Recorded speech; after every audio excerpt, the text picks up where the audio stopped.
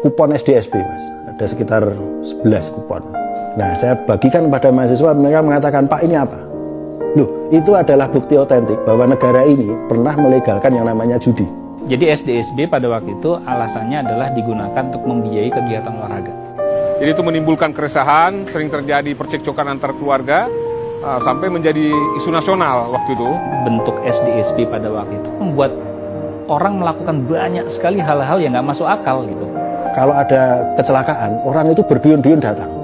Tapi jangan harap untuk nolong. Yang akan dilihat adalah misalkan ini ada bis masuk jurang gitu ya. Orang akan masuk ke situ. Apa yang dilihat terlebih dahulu? Plat nomornya, Mas.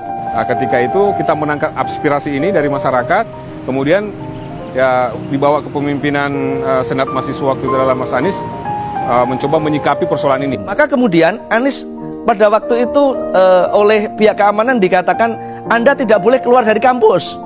Alasannya adalah Anda mengganggu jalanan, ya, mengganggu lalu lintas. Maka kemudian waktu itu ancamannya kalau Anda berani keluar kampus akan kami sikat habis, kan begitu. Nah, disitulah kepandaian Anies. Anies adalah seorang pemimpin mahasiswa yang waktu itu punya keahlian bernegosiasi. Anies itu cool, orangnya cool, tenang gitu. Kemudian dia bisa menyampaikan pendapat dengan spelling, ya, dengan kata-kata yang jelas, tapi juga sekaligus dia sangat hormat, ya, tetap menaruh hormat pada lawan bicara. Ini tidak mudah.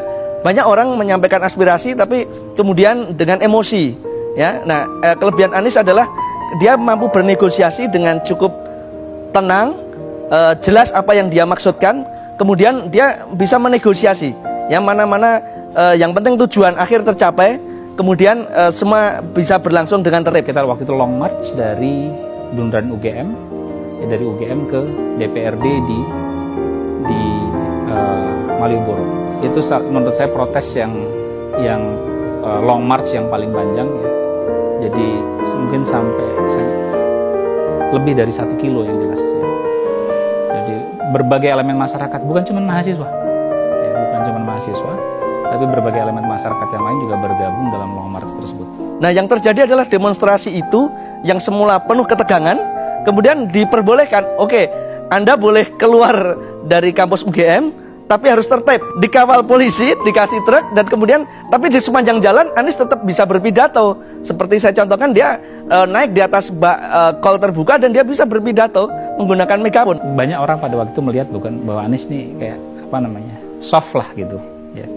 Tapi di lapangan kita melihat seorang Anies yang berbeda gitu. Dia tampil di podium, dia menggerakkan massa, ya. Dia kemudian berhadapan dengan tentara, ya, yang sekali lagi menunjukkan sisi Anies yang lainnya. Selama ini kita melihat Anies seorang dari ketua Senat Mahasiswa UGM yang memimpin aktivis intra kampus, ya, tapi di sisi ini kita melihat seorang Anies yang kemudian tampil dengan kualifikasinya yang lain.